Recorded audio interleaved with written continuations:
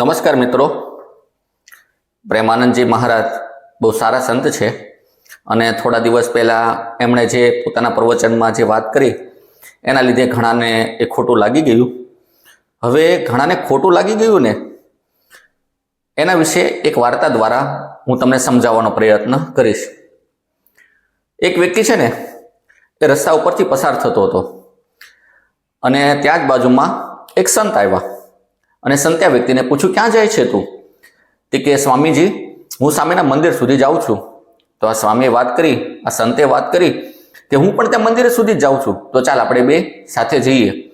અને આ સંત અને આ વ્યક્તિ એ જ્ઞાન ગોષ્ઠી કરતા કરતા એ જતા હતા.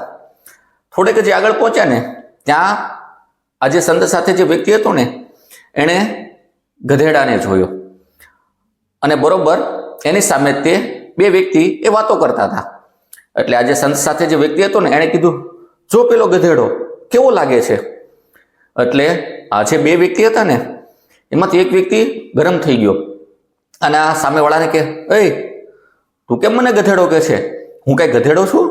કેવો માણસ છે તું? સવાર સવારમાં કે મારો મગજ ગરમ કરે છે કે હું તને ગધેડા જેવો લાગુ છું, મને ગધેડો કે છે? અને આવી રીતના છે ને એ આક્રોશ એ ઠાલવા મળ્યો અને વ્યક્તિને મારવા સુધી એ પહોંચી જવાની તૈયારીમાં હતો. ત્યારે સંત વાતે કરી કે ભાઈ, આ તમને ગધેડો એ નથી કહેતા, પણ આ જે વ્યક્તિ હતો ને જે ક્રોધ કરતો હતો એની બાજુમાં બીજો જ વ્યક્તિ હતો. એટલે સંતે એને પૂછ્યું, ભાઈ તું કેમ કઈ બોલતો નથી? કારણ કે આણે ગધેડો તો કીધો જ છે. ત્યારે આ જે વ્યક્તિ હતો ને જે ક્રોધ કરતો તેની સાથે ઉભો હતો એણે વાત કરી કે સ્વામીજી, તમારી સાથે જે વ્યક્તિ છે ને એણે એવું કીધું કે જો પેલો ગધેડો કેવો છે, પણ મેં જોયું ને તો મારે તો 4 પગ નથી, પાછળ પૂંછડું નથી, ગધેડા જેવું મોઢું નથી.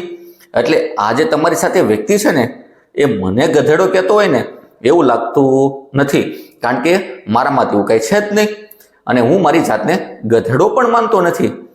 ત્યારે સંતે ખૂબ સરસ વાત કરી એ કે ઘણીવાર આપણી સાથે એવું જ થાય છે કે કોઈ વ્યક્તિ આપણને કંઈક કહે અને આપણે એવું માની લઈએ ને તો જ આપણું મગજ એ ખરાબ એ થાય છે.